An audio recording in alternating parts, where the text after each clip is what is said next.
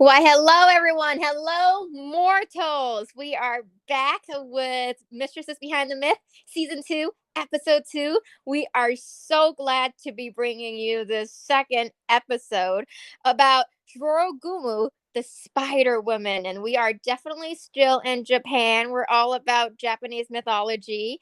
And I'm just saying that we have quite an episode today. So, just a word of warning, if you have like a spider phobia or an anarchid phobia, this is not the episode for you. But other than that, if you're like me, who are fans of spider shows, then definitely this could be a great episode for you. And yeah, we just have a really eventful episode for you guys today. It's quite extraordinary, legendary, might I even add. It's I would think that this is one of the episodes where I'm most proud because the supernatural elements of it is out of this world. And I don't think I find anything other than that. I really like it. And at the same time, I'm at a different location today than my usual home because I just moved. So the internet connection is not the best here.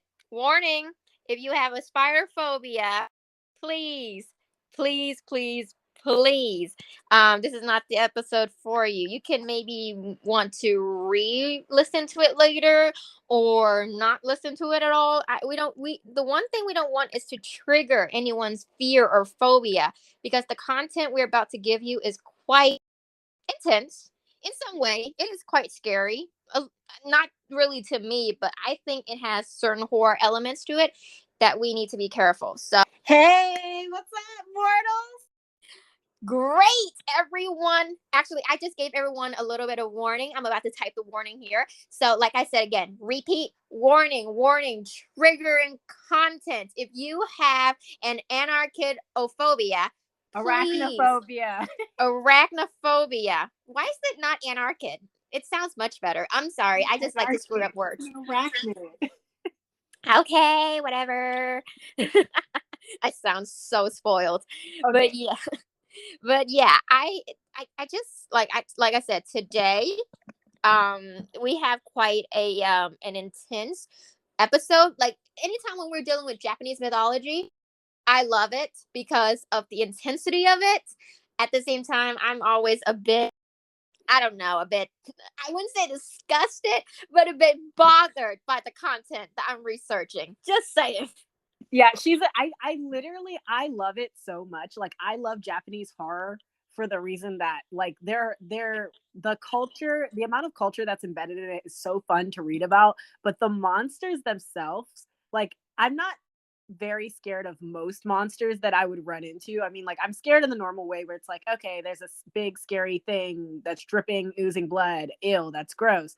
But like Japanese monsters genuinely are terrifying to think about while you're alone. Like they're just it takes like the realest things that you would find in life and just makes them so much more horrifying. It's like things that are already icky and uncomfortable and then you make it into a monster. It's so great. I love it. And Okay, Julie not so much.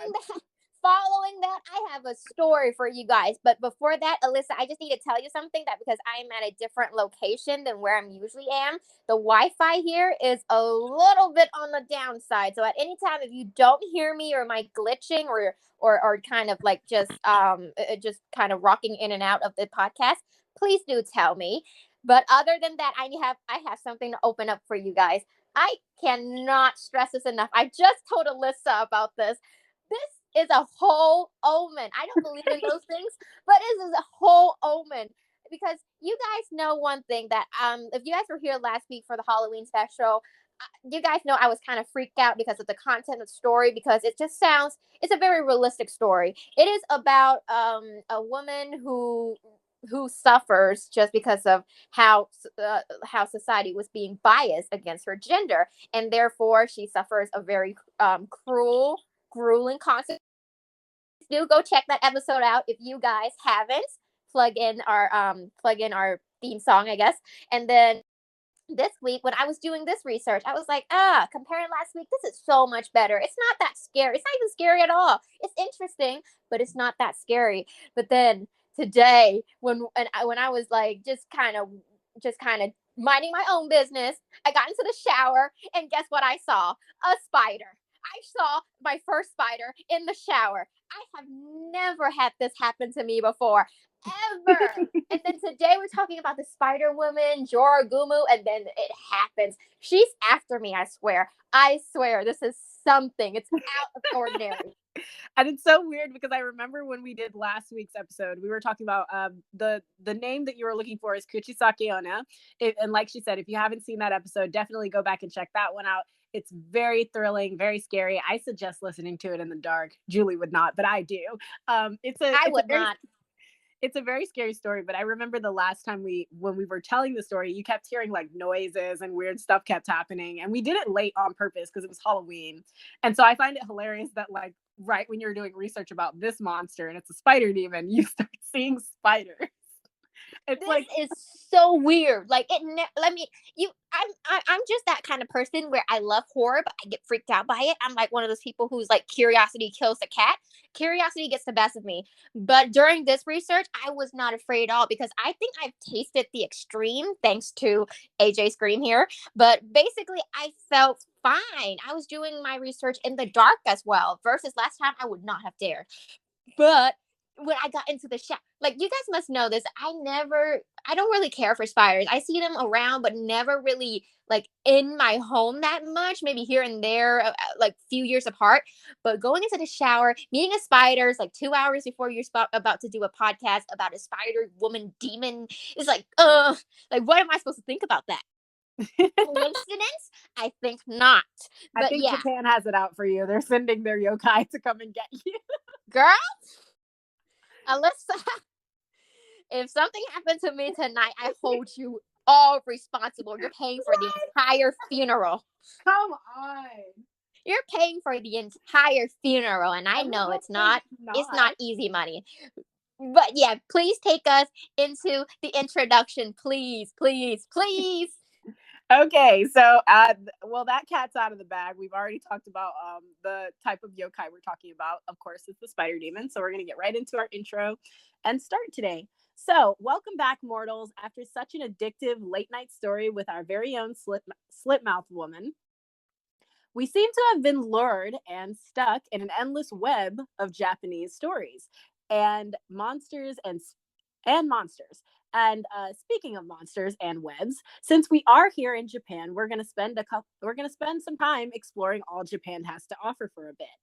But first, we'll make a pit stop at the legendary Jorin waterfall near the Izen Peninsula. But beware the water's end and don't stray too close. And Lord help you if you find small spiders gross.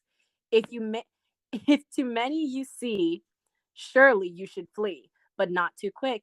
You might misstep, might end up tangled up in her web. And beware the kindness of a woman too fair, or you might end up dragged to her lair. Bound to the water, she is so. Watch out, you might come frightened face to fang with the Jorōgumo. Ooh, mysterious. I like that. Over the shoulder kind of jump scare. I like that.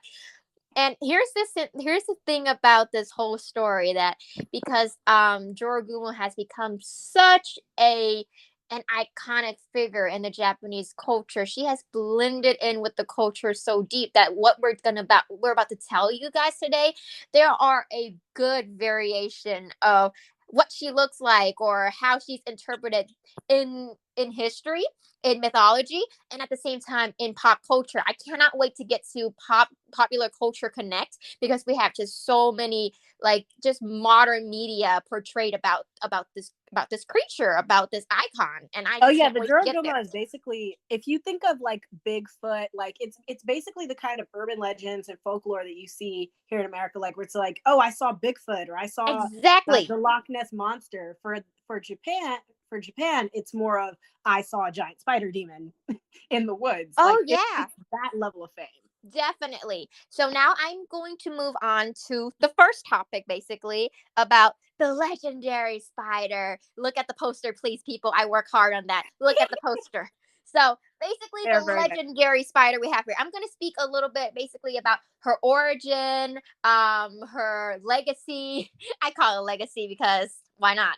I'm going to speak about her, or like a little bit, just about kind of her physical appearance, her traits, what she can be appeared as, her talent, her abilities. And then when we get to the second topic, I will let Alyssa tell the story because I love the way she tells the story.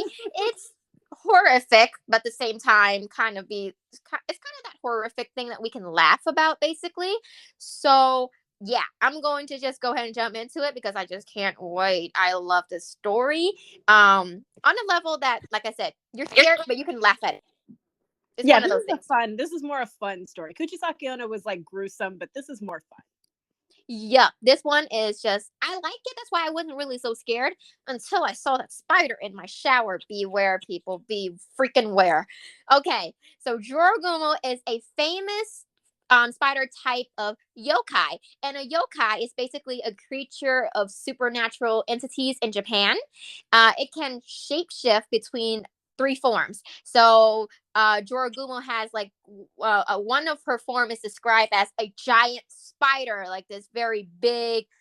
I can compare it to? What is that creature in Japan but more modern? Godzilla. Yeah, like a giant Godzilla spider. And then a human woman, that's her disguise. And then there is also a depiction of her where she is half woman, half spider. So introduce to you guys the ancient Japanese first version of basically a spider a human entity or superhero. I wouldn't call it superhero. I would call it entities. I like that word. Yeah, I like that word. Okay. It in a Jorōgumo can transform into a human woman to seduce and entrap human to eat. However, its reflection will show its true spider form. Petite, you need to stop. Shush. I'm talking. Sorry, guys. My dog is a very big diva. If you guys have tuned into Mistresses in the first season, you guys will know that. And a Jorōgumo cannot be killed. Cannot be killed of any kind of poison. Thank you, Wikipedia. I like to know that. Not really, because I know I'm doomed if I meet one. Their name is written in the name that is written in like Japanese. The caricature, is it called caricature? The basically Pretty much. her name in Japanese means entangling bride. However, there is a theory that it is suspected that the characters of her name, of Jorōgumo's name, were changed much later to actually cover up the original meaning of her name, which can be traced back to and could be translated to as whore spider. Which actually kind of makes more sense when you think about when we get into the story. Sense when actually no, when Julie starts to tell you how exactly she lures her victims to her, it actually makes a lot more sense why they would call her horse spider. And even when they call her entangling bride, like I said, the later stories will explain this more, but the way she lures her victim in, even calling her the entangling bride, especially since she exclusively hunts men, makes a lot of sense considering, there's this understanding that men generally want to be, and not saying it's true, it's a bad stereotype, but they want to be married, they want to be free, they want to mess around with as many women as possible. So the entangling bride chooses her web to entangle men and then of course feed on them slowly and painfully. As I find it kind of ironic and a little bit it's a little rude to our male counterparts, but it's a little bit ironic if you think about it. Well, What yeah. her name I stands mean, for, from horse spider to entangling bride. well, yeah. If you weren't looking for it, if you weren't, like entertaining yourself with it, you probably wouldn't get into this kind of trouble. Not saying that her victim deserve it. Definitely not. But of course, when you go out there and you entangle yourself in these kind of business, you don't know what you're gonna get. You're taking that chance. You never know who you're gonna get tangled up with, so you're taking that chance. I mean, I'm not, of course, I'm not defending her, kind of, but it's just, I think it's just cause and effect, basically. And continuing with how much of a legend this woman is, according to legend, I don't know why I did that. When a Jorōgumo spider turns 400 years old, so these things live for a long time. Just to clarify, what she means by a Jorōgumo spider, because I know there's probably somebody there who is just like, wait a minute, these things exist. This is a real thing. No, no, no, calm down. Okay, so in Japan, there are these really well known spiders called golden orb weavers. And I think after this, I'll let Julie take over and then I'll post a picture of them. Like I said, this was a warning to anyone with arachnophobia. There will be a lot of spider pictures in this podcast. So there are these species of spiders called the golden orb weaver spider, and they are big enough to actually eat small birds. If any of you know about the Goliath spider that lives in the Amazon, you know that spiders outside of the US can get pretty dang big. But like I said, golden orb weavers get pretty dang huge, big enough to eat birds, small birds usually, but let alone still, they're big enough to eat birds, spin marvelous webs, of course. And so the spider she's talking about is a golden orb weaver. They believe that when they get to about 400 years old, or if they live a couple of centuries, like if nothing kills them, they actually will gain magical powers and a taste for human flesh, specifically male flesh. And so a lot of this stuff was found around the Edo period. A lot of these works were found around the Edo period, but this is the spider that she's talking to. They believe that eventually they will turn into Jorōgumos. So lesson to all of you, you see a spider, kill it. They are not allowed to live. If you let it continue to live, you will have a Jorōgumo on your hands. So, oh my God. Unless she's saying this on purpose because I found a freaking spider. Because I found a freaking spider in my home and you want to scare me. That's not going to work. You should have killed it. I did kill it. My mantra is if I can see the legs, if I can see, because spiders have pretty hairy legs. My mantra is that if I can see the legs clearly, if they're thick enough for me to just grab and I can see the hairs on it, you're too big to live. You're too big. You cannot be allowed to live. I mean, well, makes sense. But yeah, basically what Alyssa said, these stories of Jorōgumo can very much be found in the Edo period, which I think is a period of a lot of I think it was like a period of like Renaissance in Japan, where just a lot of I would say entertainment in form of literature, in form of text, in form of their language has really been invented. A lot of mythology, a lot of stories, a lot of basically these a lot of these fantasy stories were born during the Edo period. So I'm thinking maybe that's like the period of like inspiration. Like it's like one of those things where people just start popping up with a lot of form of entertainment. Not that there's it can be very creative, especially with theater and I can't think of anything else. Just theater, I guess. I can't think of anything else. If you guys do, please. I'm sorry. My head is blank right now. Well, culture and also like explaining how the world works. I mean, that's mostly what myths are used for in the first place, to explain how the world works. And in this case, yokai in Japan take that to the absolute extreme. I feel like they literally use yokai to explain why everything happens. We'll talk about that more. You cannot find another horror genre in the world that can be as excessive, exotic, and out of this world like Japan. I mean, I respect them in that form, but I do not respect them when I fear for my life when I see a spider in my shower. I can't accept that, okay? But moving on. But yeah, we'll definitely talk more about that in time. Yeah, moving on. In many of these stories, Jorōgumo changes its appearance into like that's how they lure in men to ask a samurai to marry her, or takes the form of like a young woman carrying a baby, harmless, you see, which the baby is not an actual real baby. It would turn out to be like a spider egg sac. Which I believe that spider does have a lot of eggs. Is that true, Alyssa? Can you look that up if you don't know? Yeah, no. The spiders have. I was actually literally just about to search up an egg sac and post it, but I wasn't sure because those things can be really, especially if you don't like spiders. It's very, it's so uncomfortable to look at. But yeah, spiders have. I don't know what the average is, but I'm pretty sure there's hundreds of babies in one sac. They carry something on their back called an egg sac, and I'll talk about that more in pop culture.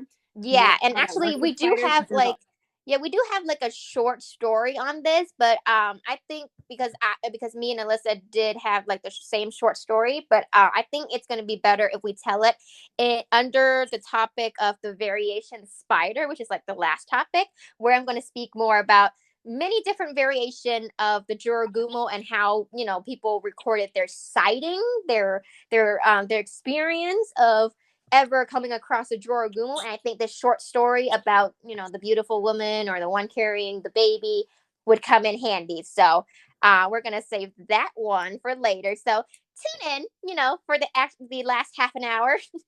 Just kidding. We're gonna get there very quickly. Don't worry. It's not gonna be half an hour or well, actually, it will be, but it won't be that long. I'll put that. I'll definitely put that story. I'll definitely kind of move that story. I thought it would be better for them to hear it then because it kind of explains what you mean by her carrying a bunch of babies. By the way, I looked it up.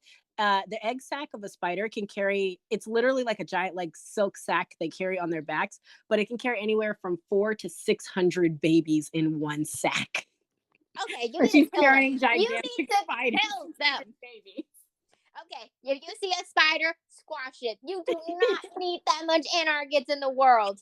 I'm so Yeah, sorry. I know I sound so spoiled and so evil right now. I just can't. I can't imagine that many spiders.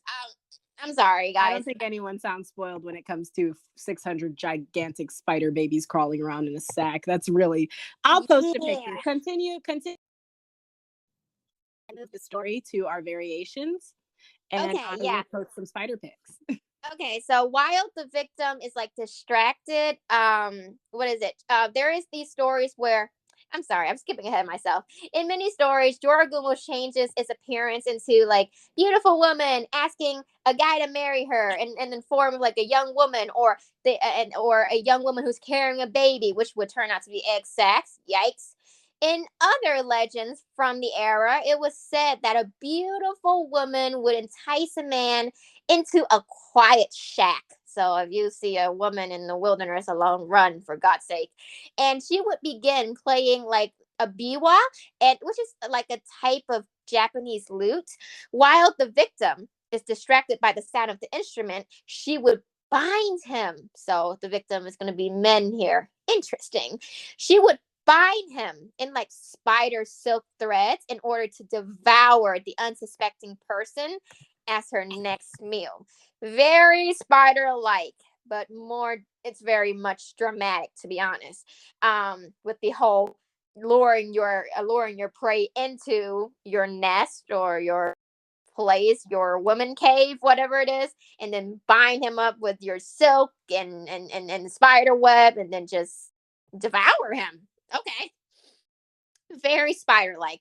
And the Jorōgumo's, this is so stereotyped, but Jorōgumo's favorite prey is young, handsome men who are looking for love. Yes, guys, Love or yes. something else. Most of them were at brothels or like places like that. So, man, love, yeah, sure, yeah, and I something mean, else yeah, maybe. understandably, like, here's the thing, like, even if when you go to brothel or you're, you know, if you're hiring a sex worker, I mean, you're taking a chance. You don't know where these people are. You don't know where they're from. You don't know if they're dangerous or not. So you're taking a chance.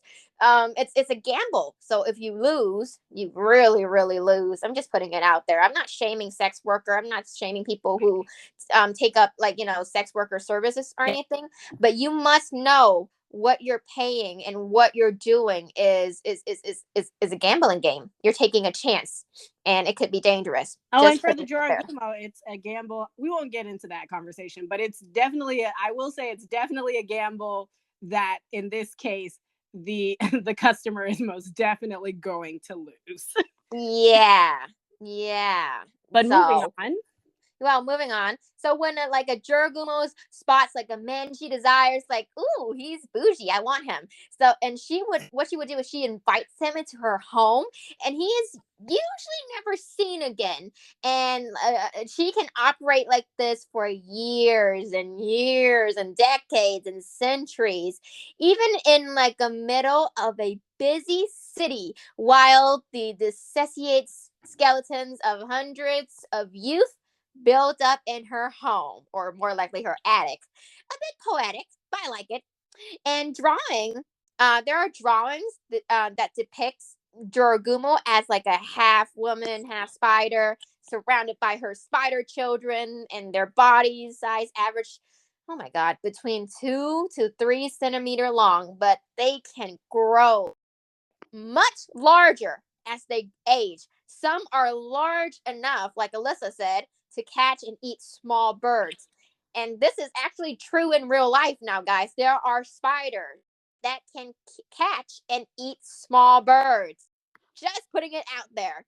These spiders are renowned for their large size, their vividly beautiful colors. Oh my god. The large and strong webs they weave, and for the cruel destruction they wreak on young men. Okay, so I'm guessing this is like a family business thing. Cool. Great. Pretty much. Hope it's thriving. No, I don't hope it's thriving. Sorry. I don't hope it's thriving. It was like cool that it's thriving. Not that I want it to. My God. So I want to actually do. I really love this part. Is that we're going to talk about a little bit about their talents and their abilities. Don't worry, guys. The story is coming very quickly. I just really want to put this out there. They can spin. Jorōgumo can spin silk threads strong enough to like engulf a grown man so that he cannot escape. They also have a powerful venom that can slowly weaken a man, not a man, a man day by day, allowing the spider, oh my God, this is so cruel, so warning, allowing the spider to savor the long and painful death of her victims. And they can control, like Jorōgumo have the ability that they can control lesser spiders. So maybe the spider is not so old, they're not so powerful, they can control them. So it's like kind of like minions, I guess. Even they can even employ like fire breathing spiders to burn down homes of anyone who grows suspicious of them.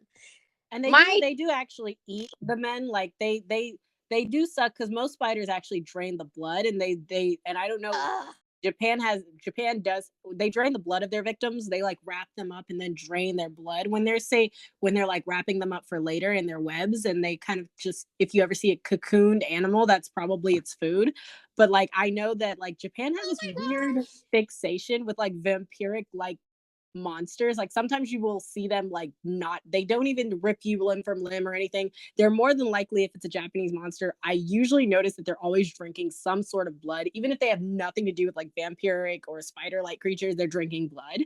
But in this case, the Jorōgumo is like a special case where she's equally terrifying, because she both drinks your blood, she both injects you with venom so that you can't really move, but it's extremely painful. But while she's doing that, she'll drink your blood. And then occasionally, your suffering will be relieved by the fact that she is literally tearing out chunks of your flesh. So she actually will eat you.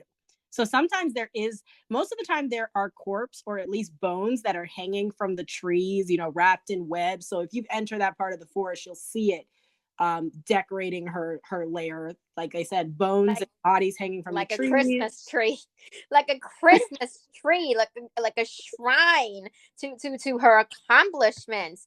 Right. My God. Literal Christmas tree of dead bodies. Or if it's a cave, there'll be bodies probably, or like dried bodies, or like I think it's lots gonna of be the a life cave. sucked out of them laying around. Yeah, I If think it's it's a cave. gonna be a cave. I think I don't know. It just seems like some place a spider would want to live. A cave, dark, humid, water dripping, smells like death, Pretty rotten much. bodies, basically. And I mean, I get it, because it just sounds so much crazier if it's like you said, vampiric. Like it's like slowly just kind of draining your blood, making it a slow suffering death. I'm sorry, I'm going into so much details, but yeah. And like basically I said, that's sometimes you won't even find the body because she'll actually eat you. oh Sometimes. my God, Alyssa. I'm not arachnophobia, but this disturbed me as well. Okay, so let me go ahead and finish this and then I'll give it to you so you can actually go into like the whole the mistress spiderling and not spiderling spider and we can go into like the good story. Well, not really the funny story as I call it. Okay, so Jorōgumo lives solitary lives, both as spiders and as yokai. When like a golden orb weaver reaches 400 years of age, it develops like magical powers and begins to feed on human prey instead of insects. So as the older they get and more powerful they get, they have more and more urges to hunt down humans. They have more of like an appetite for men, for humans. They make their nests in caves, forests, or empty houses in towns, so like a ghost town. They possess a cunning intelligence and a cold heart and see humans as nothing more than insect to feed on. And this really goes back to like the Japanese otherworldly monster conversation because last week we spoke about a character a very haunting, a very monstrous character. But at the same time, this character from the last week from the Halloween special, she was a human at some point. This is completely an otherworldly demon. It has no mercy for humans. It has no mercy for bias, for punishment. It only has one goal that is to hunt down humans and to benefit itself. Well, Nothing more. well, then that also kind of makes sense because if you notice, there is a common theme in Japanese stories of transformation, even with like oni, and oni are basically like ogres in Japanese culture. They come from just really vile-hearted, horrible humans. It was believed if you were horrible, it's kind of like a if you ever heard of a strigoi, it's kind of like that. They're basically demons or humans that were so bad that even basically hell didn't even want them and they transformed them into these monsters and let them roam the earth. So in this case, the Jorōgumo is just the giant spider that has lived long, become wise, gotten a little too big to be feeding on birds, and so now she wants humans. So Dang. there's a theme of transformation in Japan, kind of becoming what you fear. It's very interesting. The bloodthirstiness of all of this, the otherworldliness, the monstrous way that they make these yokais, these supernatural entities, are out of this world. Like they don't even have any remotely human traits, which we do try to incorporate in a lot of our stories. That the monster is the human all along, because we want to really describe the cruelty of this world. But Japanese took it to another level. Well, you're gonna learn more about it in our next topic, but basically, to finish this out, they are skillful deceiver. Like Jorōgumo, they're just great, powerful shapeshifters. They usually spend their life appearing as young, sexy, and stunning, beautiful women. So just saying, be careful, guys. So I'm going to pass the baton on to Alyssa right now, and we're going to get into the second topic of the mistress spider. And I love the story, guys. I genuinely do. I had a great laugh. I hope you guys can laugh about this too, to be honest. Okay, so story time. The moment you've been waiting for. Story time, guys. So we are going to start out. So the Jorōgumo is, like I said, we are currently we're near Joran Falls in on the Izun Peninsula. For some reason, the Jorōgumo has an obsession with appearing around this specific area, or it's the place where she's probably been most cited, because this is the place where most of the stories mention her. So, like I said, think Bigfoot has been cited in like Wyoming, but like this one is near a waterfall. So there's this weird association with her in this particular waterfall. And this first story I'm going to tell you is basically going to explain why this waterfall is so feared and why people technically avoid it. So according to legend, the Jorōgumo is found, like I said, in Izu, Shizuka, Izu. Okay. Don't And look at so me because I don't know it either. Like, you got to really excuse our pronunciation. Every single podcast, excuse our pronunciation because, and we do try. We do try to look it up and try to pronounce it right. yeah, Hopefully that is try. The hint right. word is try. We try really hard, but it's, at the end of the day, our brain just does not cooperate. Nothing But to do. so basically, what happens in this legend is that basically there is a man, and he is doing as most people do. He is relaxing from a very long day. He sees this waterfall, the Joran. He sees this tree. In some cases, it's a tree stump, but I choose to believe it was a gigantic forget you tree. So it was a gigantic tree, and he sees this Well, tree near no, this. here's the thing. Here's the thing. I don't call him this guy. I call him the lone wanderer or the stupid lone wanderer. Like, if you guys read enough story, you guys would Don't always. spoil the story. I'm not going to spoil the story, but I call him the lone wanderer because you guys always know that there's always this one stupid person who's always somewhere they're not supposed to be, and it causes trouble for like everyone. So that's why I called him the stupid lone wanderer. In this case, the lone wanderer actually ends up doing a lot of good for everyone. Because it's because of him that we understand that the Jorōgumo exists in the first place. So this lone wanderer is, of course, walking in Shizuka Izu and finds himself near this really huge, gigantic tree. He decides to, of course, he sees this tree and he decides to take a nap under the tree. And so, of course, he takes a long and comfortable nap near this tree. And this man, of course, he wakes up to a slight tugging on his foot. And the man is very confused. So the man sees a gigantic web literally attached to hit the bottom of his foot. And the man is a little confused. So, he, of course, does not think much of a gigantic web being attached to his foot and says, you know what? There's probably a poor spider who is missing this web and probably mistaked me for a tree trunk or a Of stick or course something. he did. Of course he did. Why would there be another reason that you find a gigantic web on your feet? It has to be the innocent reason. Well, I have on many occasions gotten caught in certain webs just walking around. They are extremely hard to see, especially in sunlight. So I can kind of understand why he would think this was normal-ish. But like, if I saw a giant web webbed around my feet, I'm pretty sure I would just freak out and start like undoing it. But instead, he decides to be a gentleman and a very nice fellow and decides, you know what, this poor spider mistaked me for a tree. Let me just do it a solid and attach it to this nice big fat tree, sturdy, nice tree so that it can have, so that its web won't be destroyed. So, of course, he undoes his foot, attaches the spider web to the tree. And all of a sudden, when he's about to walk away, the entire tree is uprooted and literally dragged into the waterfall. Well, I guess Imagine his face just seeing an entire tree be it is that uprooted and moment. dragged into a waterfall. It is that moment he has effed up. Oh yes, and it was at that moment he knew. It is at that moment he knew that the tree has became his scapegoat. That he was about to become the tree, but he dodged it because he thought so innocently of it. I would pray. I would literally be on my knees just thanking God. Like, oh my God. No, you need to run first and then pray later. I would be running.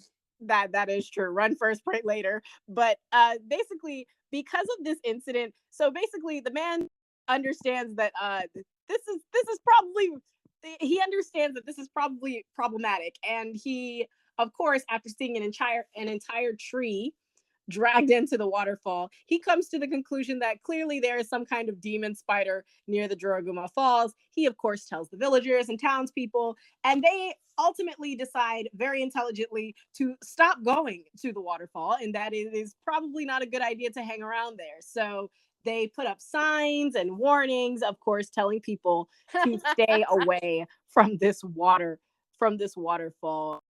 And of course, like good citizens, like intelligent people, they decide to adhere to the signs and not go to the waterfall. However, there's always the however, and there's always that one dude who's new to town who he's basically the equivalent to the people at my job. If there's a sign, how you know that there's a sign is when no one's paying attention to it. No one's reading it. Exactly. No, here's the thing. No, I guess let me just kind of rephrase this. The first guy is a lone wanderer. This guy that Alyssa's about to tell you guys is a stupid lone wanderer. I mean, I wonder why there's all this sign. I mean, who has the time to put up this much thing? I guess I'll just ignore it and step right over the tape.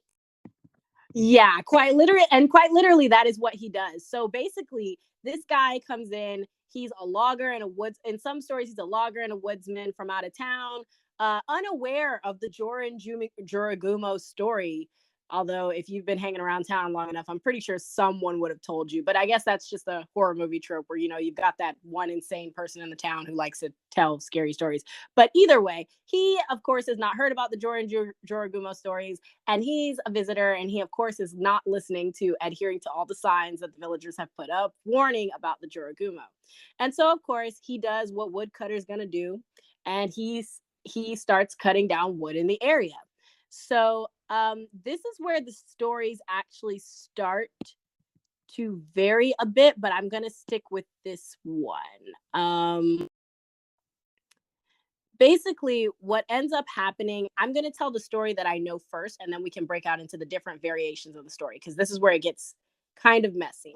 So the story that I know is basically when this guy basically sits near the waterfall, because of course he gets tired from chopping all that wood. He's taken a nice break. He of course leans against possibly another tree that has grown, and for some reason, there is a because apparently the tree is regrown, I guess. But so what actually happens is there's actually a beautiful woman that appears near the waterfall, not suspicious at all. No one else comes within 50 yards of this place, but there is a random beautiful woman there. Yeah, there's a random beautiful freaking woman on a territory that no one ever comes around, with all the dangerous signs and caution tape, and then there's this demon story going Right. around. And No suspicion. Yeah, no suspicion, not suspicious at all. And he is, of course, is this hot-blooded, tired man, so he, of course, begins to speak with the woman, because how fortunate that I should find this beautiful woman out in the middle of nowhere while I'm doing my work, so might as well take a break, chat her up a bit. So he starts talking to her, and basically the two of them are having a lovely conversation. And so he decides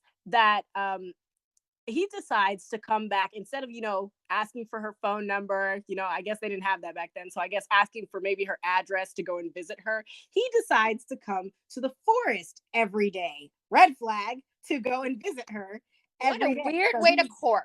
What a weird way for them to date and right, court. like back then, was it just normal to just be meeting your crushes in the woods or something? But I guess that's how they do it back then. I guess. yeah, so I guess so. So he decides to come back every day and meet this woman, chat her up, have conversations with her.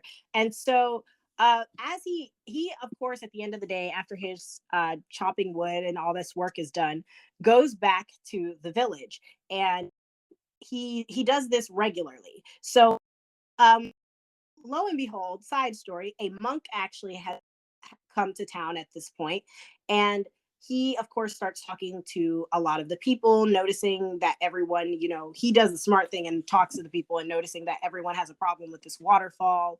And the monk hears about this man that apparently is the only person they've ever really seen survive. He goes back and forth between the waterfall every day. But then the people also notice that they also tell the monk and notice that he's been looking a bit haggard lately. They say that every day he comes back, he looks as if he's decaying, sort of, almost like he's sick. Like he's just getting more and more ill. Like he's getting more and more ill. Like in a way that is like, oh, you've been next to something that's just so demonic for so long that it's just taking away all of it, your humanity essence, and that you're just growing weaker and weaker and, No one more thought that. pale. Why are you spoiling the story? Don't spoil it. I am not spoiling it at this point. You know who this woman is. So why freak not? I guess unless you guys, I guess unless you have the aptitude that this woodsman has, you probably understand by now why this is happening to him. Exactly. So. People are not the stupid wanderer. We know what's going on, okay?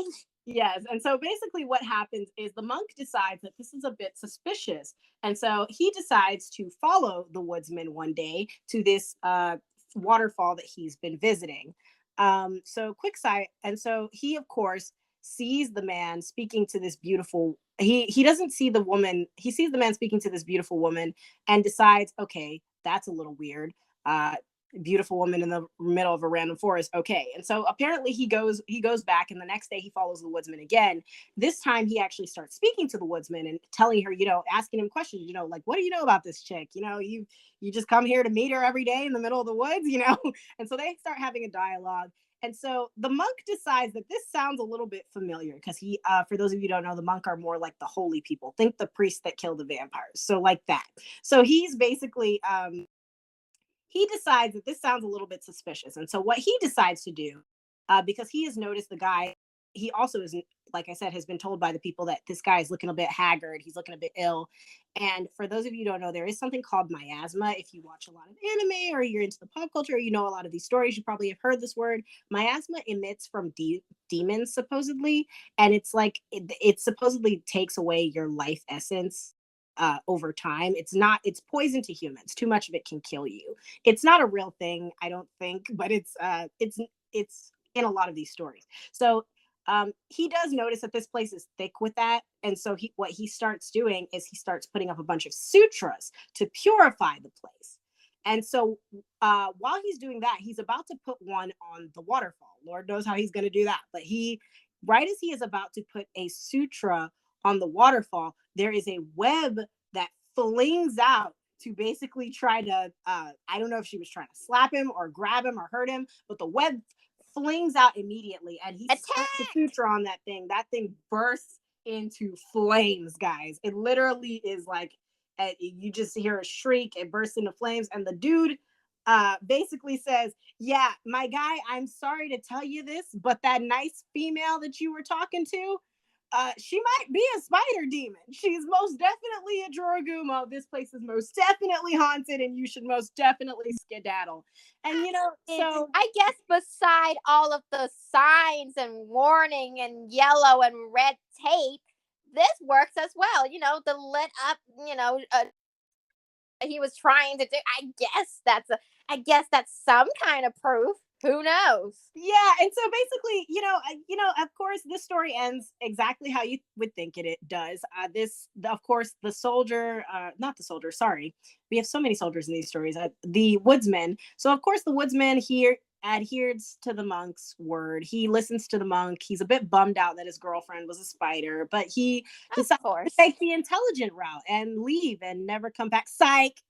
So psych. He doesn't actually do that. He actually, instead of running away like a normal person would, he hops in. He literally runs face first, running, racing, and runs into the waterfall and hops in to be with his Jorōgumo girlfriend after the warning. Seriously, guys. And he was never seen again. No one actually knows what happened to the man, whether she ate him, whether or not she actually liked the soldier, because I would imagine you wouldn't let him come back that many times if you didn't. But either way, he jumps into the waterfall to be with her forever, and he is never heard from again. And most people avoid the area. So that is how that story ends. Yeah. Basically, I mean, to be in all complete honesty, even if he wants to be with, first thing first, even if he still wants to be with the spider demon, I don't know, like, because there is this detail in the story, well, in some version of the story, that he actually he tried to walk away. He tried to forget about his love for this spider demon, but he couldn't do it, of course, because it's true love or something, some kind of weirdo kind of dramatic stuff like that. It was more of the bewitching, more of the she's so perfect and so amazing. It's like she's at this point she's thoroughly seduced him into. Yeah, but basically he actually goes back to like the monk and was like, can I still please be with her, like, please pretty please. It's not a monk. He actually goes and finds a tengu. Actually, a tengu. In most stories, he goes and finds a tengus, and so tengus are also yokai, but they're a different type of yokai. They're a little confusing to me, but they're more on the holier side of things. They're supposedly, or that's what I would guess. That's the closest way to describe it. But I guess I could look them up really quickly. So I mean, you could. I know what they are, but I don't know how to explain it. So tengus are specifically, they're protectors of the mountain. So they usually live on mountaintops, and so I'm guessing they're the big kahunas in charge of yokai and balance between humans, but he actually doesn't seek out a monk because the monk would never allow this. The monk under no circumstance would allow any type of thing like this. But Okay. apparently the Tengu didn't either. He goes to the Tengu and asks Okay, the so Tengu, let's just say this. Let's just say he goes to the Tengu or the monk. What? Like, I don't get it. Like, why? I know that they are forbidden love and stuff like that, but why is it any of their business if he wants to be eaten? Like, dude. So I guess out of all it's the option, I all think out of all, option, he just jumps into the waterfall and just well, never he be seen actually again. he didn't it's not really necessarily their choice, but he went to go consult them once he found out that she was a Jorōgumo, and this is the part of the story where I said it kind of gets messy. In this version, he doesn't go to ask for their permission per se. He goes to see if there's something that can be done. Like, can she just so I'm guessing that's why I said I think she might have actually liked him, but he He could have basically goes to the continued. Tango to ask if they're allowed to get married or if there's some way that she possibly can probably turned into a human or what can they They do can about this whole continue. Jorōgumo situation? And I he mean, if basically he says nothing. This is taboo. You guys are not yokai and humans are not supposed to get married. That is an absolute no. says who? Well, I guess says everyone, but come on, like if he wants to continue, who is it to gonna stop him? Like if he just want to continue just seeing her in the forest in a creepy way here and then, I would just say just go ahead and let him. At the end of the day, if she eats him, she eats him. That's his choice. I don't know what else to say unless it can get him like unbewitched, like whatever they're saying that she did to him, or like and glamored him, whatever it is. Unless it can undo that, I don't see a problem. But then again, I didn't live in ancient Japan, so I would never understand it. And I'm sorry, I'm just sounding like I'm very ignorant, but I'm just saying like, who's stopping you from being eaten? Like that's just my point of view. So I guess, So yeah, that's just it. other variation of this story that I find funny is I call could not shut his mouth. It's hilarious. Oh It's a yeah, I love that one. Yeah, that one was hilarious. Dude, seriously, who's keeping an eye on this guy? Because you guys will find it all kind of weird in this story. So go ahead, Alyssa. So basically, in this variation of the story, the woodsman who actually comes to see the Jorōgumo actually drops his axe into the water. And so when he dives into the pool to find it, a beautiful woman basically comes up from the water and returns his axe and tells him, here you go, here's your axe, found it for you. And he's very grateful to her. Her only condition for returning his axe to her, or returning her I'm sorry, his her only condition for returning his axe to him is Mm-hmm. that he is not allowed to tell anyone about her existence. And so, of course, the logger keeps this promise, and I guess this was normal, especially considering feudal or Edo feudal Japan. You I guess if there's a lot of spirits everywhere, you think this one is a good spirit. Unfortunately, the logger does manage to keep this secret for a little bit before he gets very anxious about it. And so one day, of course, while he was drunk, he began to spill the secret and tell about this beautiful lady that he met who returned his axe. And in some stories he's drunk, in some stories he just wanted to brag about how he was with this beautiful girl, and who knows what else he added to Well, embellish why, of the story. course. Why, of Right. course. I met a beautiful woman in the middle of nowhere. She must be harmless and innocent. Of course. I don't even think that's the issue here. It's more of the whole let me brag about this beautiful woman that I can't even imagine what he would have added to this story, because in some parts of the story he embellishes this to the point where it's like this woman was just all over me, and it's like that. I feel like you kind of had what was coming. What's coming next, you kind of had coming to you if you were willing to brag and do all that, especially after she told you to keep quiet about it. Well, So yeah. basically, in the clean version of this story, he falls into a deep sleep and he never wakes up again. However, in Oof. some stories, the Juragomo actually waits until he falls asleep and comes after him in the night herself in her full spider demon form and wraps the man up and, of course, takes him back to her lair, wraps him up in her webs, takes him back to her lair, and proceeds to feed off of him slowly but surely. Well, isn't that quite dramatic?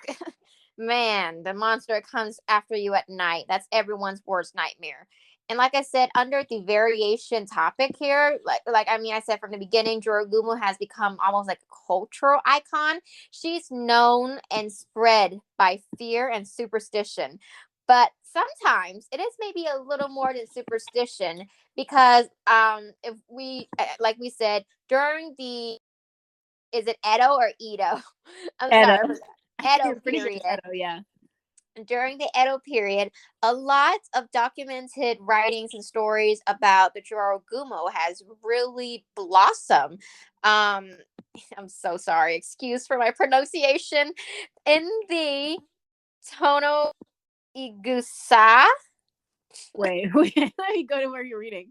In the I'm gonna spell it, okay. In the Tono Igusa, I believe that's how it's pronounced. In the Tono Igusa, which is an Edo period writing, there's a story called "Things That Ought to Be Pondered Even in Urgent Times." This is the translation, of course, because I don't need to butcher another name. I'm so sorry, guys. It relates the story of like a young woman, and this is one of the many stories that's told about the Jorōgumo. There's going to be a few more of them. Relates to a story of like a young woman appearing to be about 19, 20 years old, who appeared to like a young, youthful warrior. She tells the child she carries. Remember that she used remember the beginning when we said that sometimes she takes the form of like a young woman who's carrying a kid, a baby or a child. Well, there you go. And she told the baby, it's like, there, him, surely is your father. Go forth and be embraced. But the warrior sees through her ploy. It's like something is fishy. A kid, realizing that she's probably a yokai. Also, because he's never seen this woman before in his life, and apparently the village is kind of small enough that he knows most of the people in it, and he ain't never seen her in this village. So that's a little suspicious. So it's Tono Igusa. Okay. Yeah, Tono Igusa. Tono Igusa. Great. Thank you for that. So he strikes her with a sword. I'm sorry. I just need to put this in there. If he was wrong, this is going to end very badly. But luckily, he isn't wrong. But I'm just saying. Right. We'd get another before you strike. Think twice before you strike, okay, guys? Making her flee. Well, he strike her with a sword. Then she flees to the attic. The next day, she flees to a home. She literally, no one really knows where she goes, but she flees, and because he slashed her, there's a trail of blood that leads to this abandoned. Yeah, basically. So the next day, like they found like a dead Jorōgumo. That's not a fun way to describe it. They find the house. They found the abandoned house. I feel like you're just getting scared now. She leaks blood, and basically they follow the trail of blood. And when they open the house, they go to the attic. And in the middle of the attic, you literally just see this dead, shriveled. You know how spiders die all crunched up? They find this gigantic, huge, dead, shriveled up spider with bodies all around her, wrapped in webs. So there's like a bunch of dead. Yeah, the bodies are like around her. The bodies that are like those are her victim. That the ones that she already devoured, they like decayed and just in there. I mean, I don't really understand the concept of the attic. Like, was she in the middle of nowhere? Was she in like abandoned home? No, it's an abandoned home because they're mostly found in abandoned houses. That's the scariest place you can find them. I didn't even know that. So, well, I guess the skeleton in the attic is like cobwebs. When you're gone for too long from somewhere. I know. Oh, cobwebs, spiders. Makes sense. Yeah, that makes sense. To make those cobwebs. That's why they're scary, because they can literally be. That's more of a pop culture thing, but they can literally be in like huge cities and like abandoned buildings and whatnot. Something has to make those webs, like cobwebs from old. Yeah, Well, I guess the skeleton in the attic originated from ancient Japan, but yeah, and oh my god, another pronunciation. Okay, so in the Taihei, I'm not even gonna story called the how Mogo Ruku was deceived by a Jorōgumo. Magoroku. It relates a story about Magoroku, right? Magoroku. Like he's just losing in his veranda. In Takata. Sakusho. in Takata, Sakusho. I don't know how you're so good with this. Like, he's just kind of dozing, like, what is a veranda? I really do I forgot to look that up, but what is a veranda? Yeah, I really need to look that up because I No, can't stand. it's basically a veranda. A veranda is literally just a. Oh, it's like a porch It's area. literally like a porch. Like, yeah, porch. Oh, I get it. If you guys see those, you guys have seen like the ancient Japanese architecture, there is this kind of like, it's not really a porch, but it's like a shelter part of like the front, basically, I guess a front porch of your home, but it actually has like roof over it, but it's kind of exposed as well. So I'm guessing it's like a very elaborate porch. And this man, Magaruku, was about to kind of doze off, a woman in her 50s kind of approaches him, and she told him that her daughter had taken a fancy to Magaruku and invited him to her estate. So I guess he followed this woman to their home. And in that home, like, a 16 or 17-year-old girl ask him to marry her, which is kind of out of the ordinary. This is like the first red flag because, I mean, women back then don't ask men to marry them. And of course, Magaruku was already married. So he declined her, I guess, politely. But the girl, you need to really marry me. She claimed, this is what she said, she claimed that Magaruku, had almost killed her mother 2 days before, and yet she still visited him. And surely he could not let her feelings come to nothing. And then, of course, the guy's like, whoa, whoa, whoa, whoa, slow down, miss. He's like bewildered. It's like, I need to get out of here. And so he fled. And the house behind she him basically does was, the Japanese take responsibility. I guess love that so. line with anime. It's so great. So it's like, oh my God. Like, it's like, he's like, oh my God, I need to get out of here. And as he was running in the background, the house disappeared. And then when, like, as he ran, he kind of found himself back in his own porch. And Magaru, like, what you been doing? Like, he was like, what I've been doing. And his wife's like, well, you've been sleeping there on the veranda like the whole time. So Magaruku was like, oh my God, this must have been only been like a dream. I must have had like one of those weird dreams. And so he kind of just looked around and he noticed like a small Juro spider that made like a tight web. And he's like, huh, okay. Not weird because spider weaving web everywhere, right? But then seeing the spider, he kind of remembers something. He remembered an event from 2 days before because at the time he had chased like a spider from his home, like, shoo, shoo, go away. And he had almost indeed killed it. So he was kind of left to wonder about the identity of that mother and daughter. So remember when the girl was like, you almost killed my mother 2 days ago. So, and I'm still visiting you right now. So, why aren't you marrying me? That was kind of suspicious. So, I guess that story was recorded. I don't know. Was it a responsibility issue? But it's definitely fishy. Oh yeah, definitely fun. Definitely a lot of fun with that one. Just that a spider in your dreams, quite literally. That's very interesting, and it's funny because you also had a run in with a spider as you were talking about the story, and he had a literal dream about it. The spider was just sitting there. I wonder if maybe that spider from achieving the Jorōgumo state. Maybe. Because maybe it could have really been a dream, like one of those very lucid dream where he's just have like a subconscious kind of thing, but then again, that spider could very much have influence.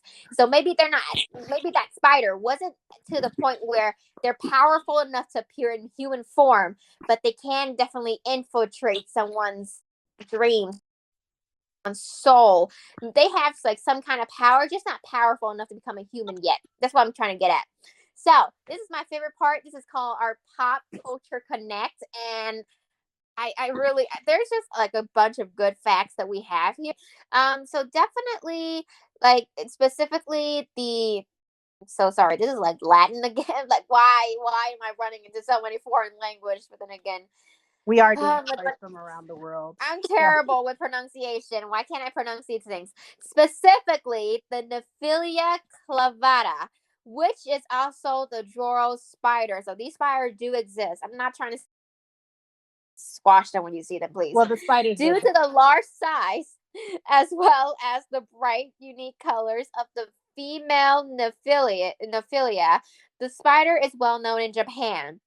And actually, I do have a little bit of like a little bit of a continuation with the stupid logger story. So, in some version of the story, a tree stump is pulled into the water instead of the logger, like what Alyssa said. Just after the stump is pulled into like the pool of water, the lumberjack hears like a voice saying, "How clever! How clever!" Which should be the next sign for him to run, like run for the freaking hills if the pool starts saying things to you. Like, for God freaking sake, this is why I call him the stupid logger. If you guys don't know why. For this event, the came to be called. I need to type this out. If you guys know the pronunciation, do you know the pronunciation? Kashikobuchi. I will try. Kashikobuchi. Am I right? Kashikobuchi. I think Kashikobuchi. I'm pretty sure. Let me check. Kashikobuchi, which literally means, or translated, I don't think it's literally mean. I think it's translated into clever abyss.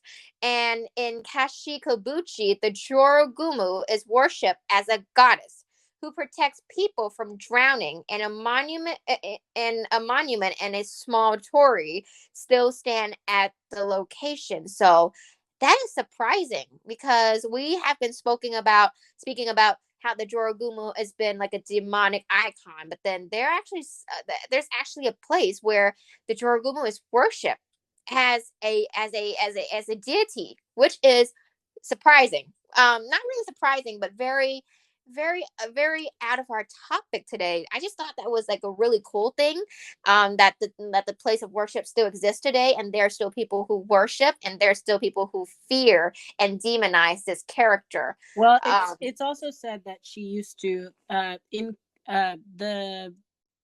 in Kashikobuchi. I actually looked it up. That is it. Kashikobuchi. Kashikobuchi. Okay. Yeah, so it was pronounced correctly, but in that area, supposedly, the spider woman is actually known to save people from drowning.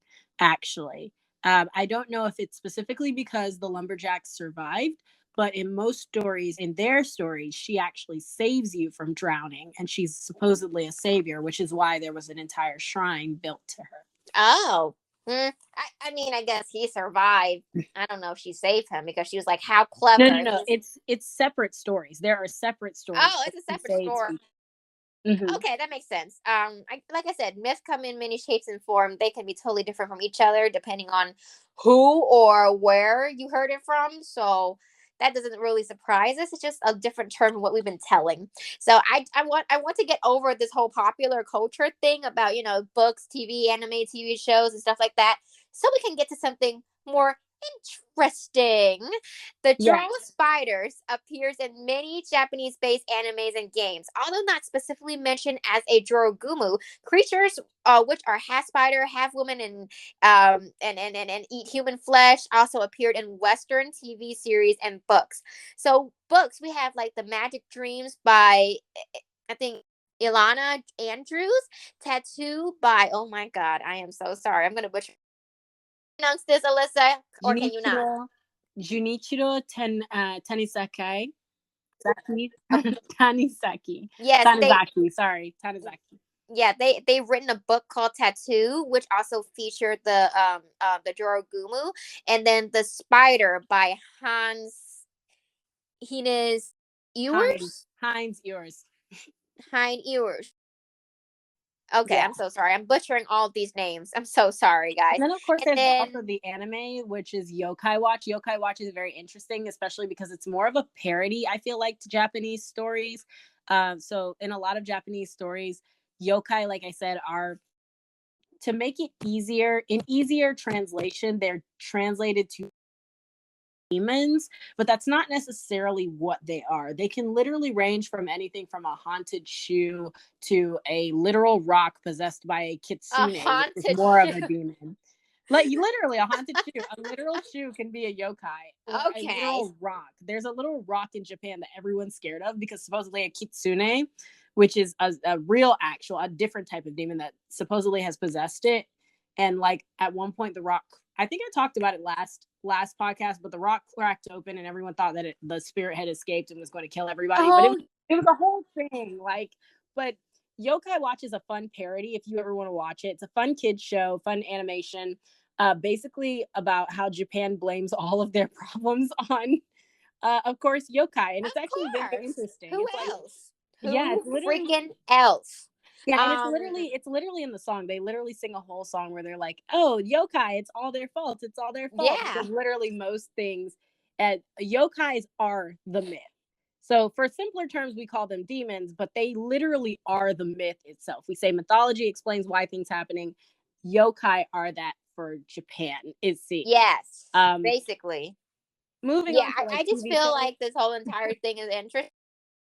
Popular culture connects because we just learned about all of these weird stuff that there's really there's no intention when we look it up, but it just happens to be there and it's interesting. I'm just gonna let you go ahead and finish the anime because God no, I can't pronounce them nor do I know what they are.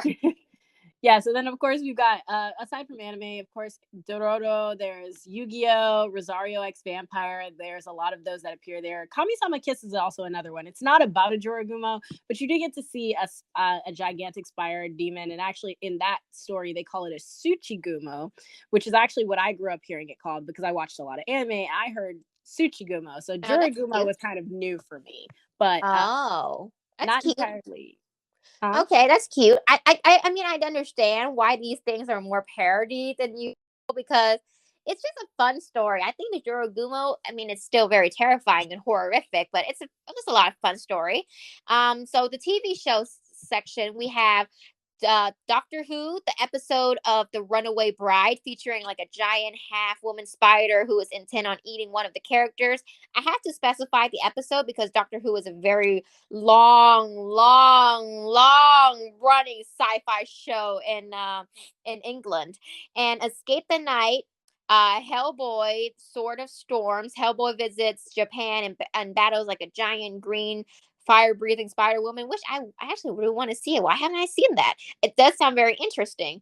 So yeah, Marvel and Sony aren't the first people who invented a spider not crime fighting. Sorry, I went down that path. A spiderling, A Spider-Man. supernatural entities, not entities. Spider-Man's not supernatural. Don't go there. Unless you want to piss off all of the Marvel community, don't go there. Leave Spider-Man He's very mutated. I mean, I think that's out of the ordinary. That's more than the natural causes of a person. Fun fact, there actually was a Spider-Woman originally. I watched her show when I was it's very short-lived, but there was actually a Spider-Woman. I'm not talking about Spider-Gwen. I'm talking about Spider-Woman. They're two different people. For the fans who know, you know. Yeah, let's not dive too deep into that. I really don't want to. I don't want to deal with a fandom. So let's not dive too deep into that. So that's the list we're gonna give you for now. Do check them out. I don't watch any anime, but I do intend on checking out some of these TV shows. So you guys do you. So go ahead. Yeah, definitely.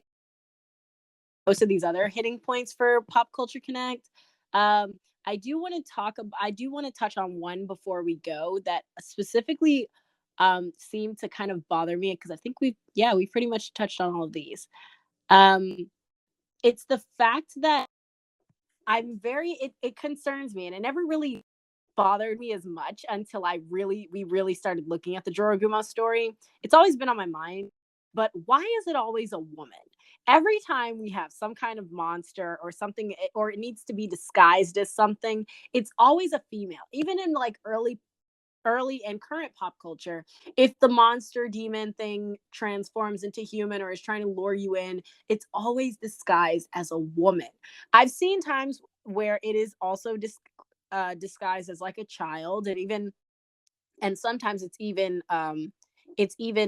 seen that you have both at the same time. The Jorōgumo is a good example of this. She carries an egg sack full of her babies in disguise as a human baby. And of course, there's her who is dressed as a beautiful, irresistible woman holding a baby. So in that case, you have both children and women being used as a lure to eat and subsequently scare other people. It just, since we are on Mistresses Behind the Myth, I want to focus on the female part about it. What is it about females that that we can be used in pop culture as these kind of inconsequential, harmless things? That's like, you'd be able to get close enough just by being a beautiful woman. You'd be able to get close enough to a man to literally rip his heart out, eat his flesh, and suck his blood. I find it a little ironic that you wouldn't really see them, you wouldn't really see these monsters trying to imitate a man in order to get close to you to eat you.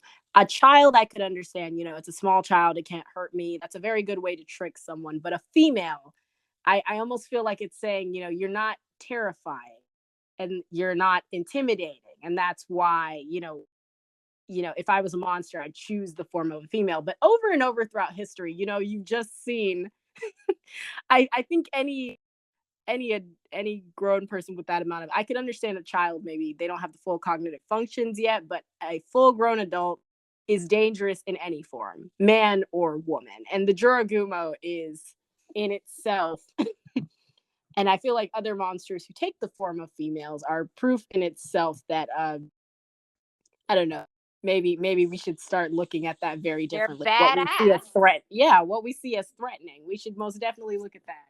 They're badass. I mean, what other proof do you need?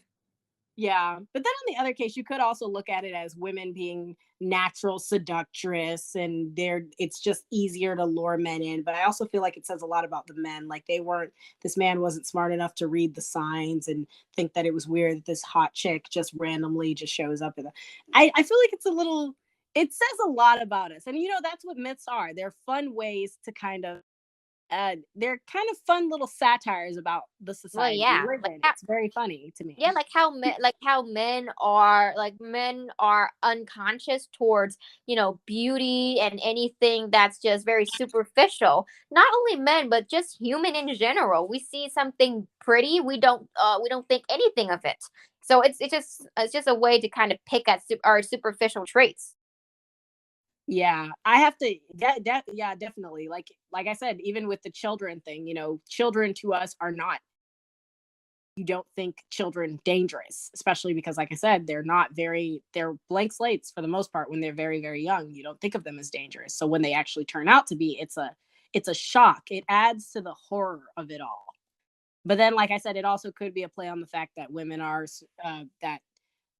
often thought of as sneaky seductresses who will take you for everything you've got. If I just find that a very ironic thing, and I Yeah, find it kind of hilarious in yeah, in retrospect. I definitely think the writers of these kinds of stories were having a ball when thinking about how they can relate. They don't you don't write a fictional story all the time thinking about how it's going to relate to society, but in a way it does mirror what you yeah.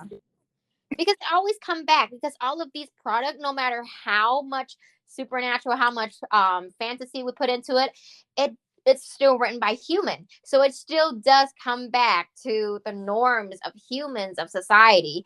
But actually, the one thing I really want to hear about is, what do spiders do to their spider husbands?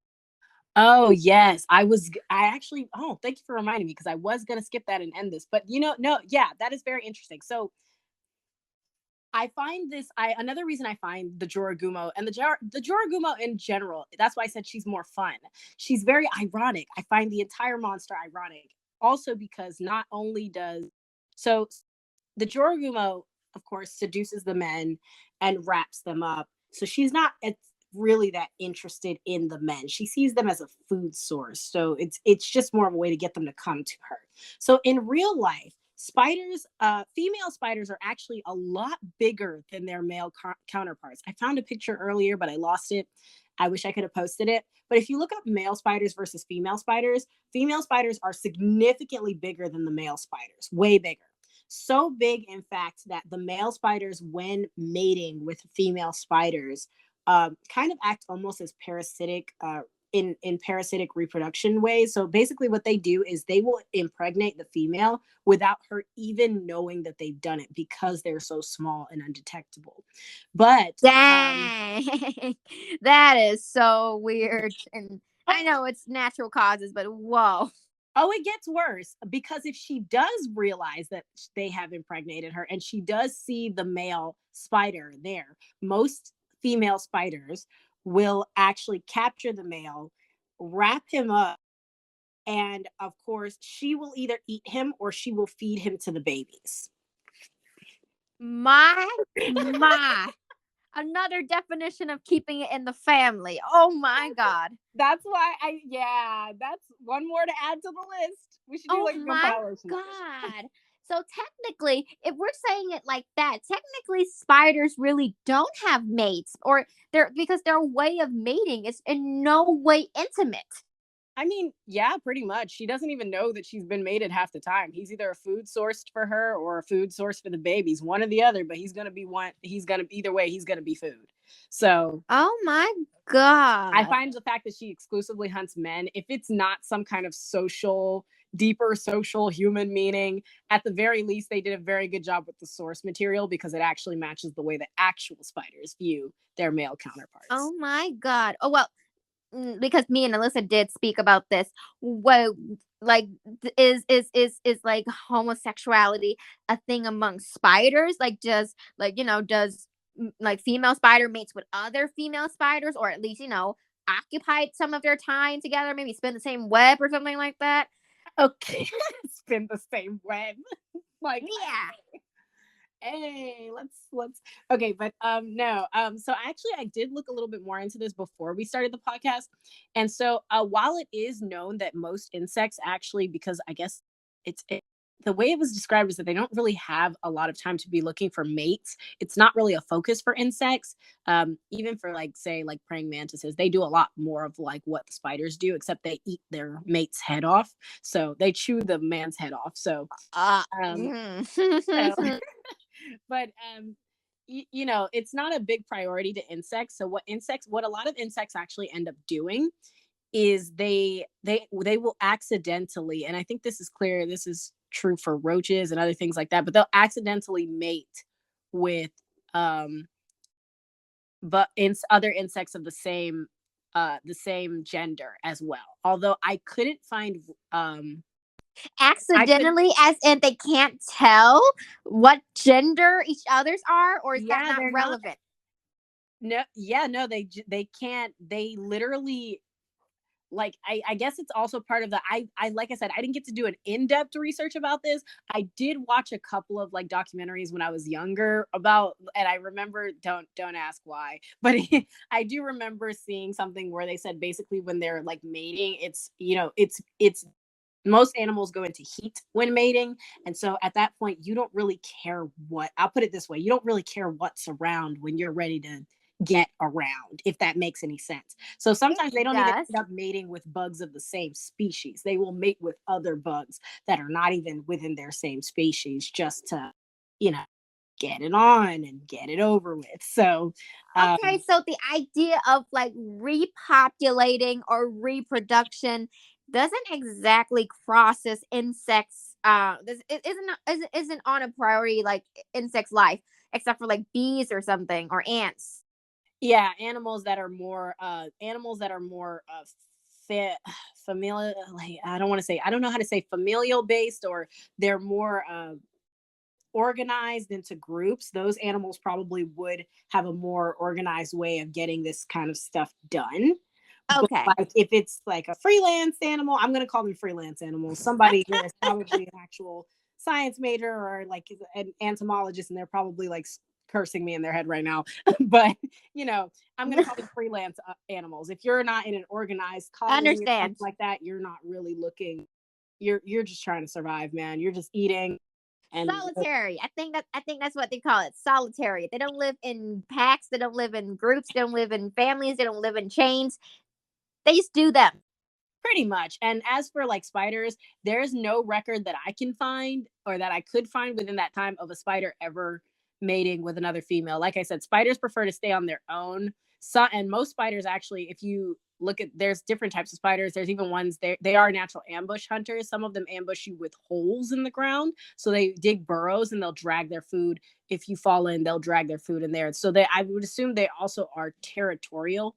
I know there are some spiders that are territorial. So I don't even think they would want to get within 100 yards of each other, let alone accidentally bump uglies with a female. They're not even really knowing that they're bumping uglies with a male, let alone a female. So there's no record I can find of female spiders taking part in any like any kind of like same sex interactions. Okay. But like, so I would assume Jorōgumo, that probably also would probably be why the Jorōgumo also hunts males exclusively.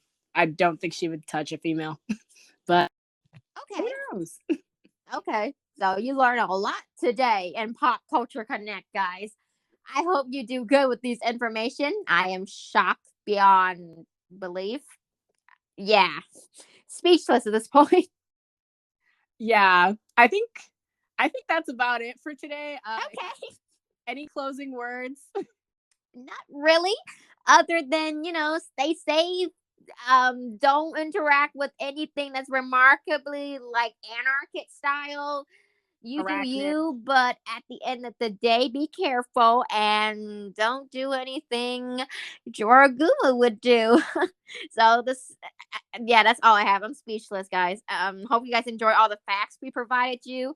Brought to us by AJ Scream. Oh yes, and remember, if you can see the legs and the hairs, it's too big. Kill it. Okay, that's great. I don't want to see another one. So have a great time. And remember, we do Mistresses Behind the Myth every 2 weeks. So come back to us in 2 weeks for episode 3 of season 2 of Mistresses Behind the Myth. And stay safe, mortals. Bye, mortals. Bye.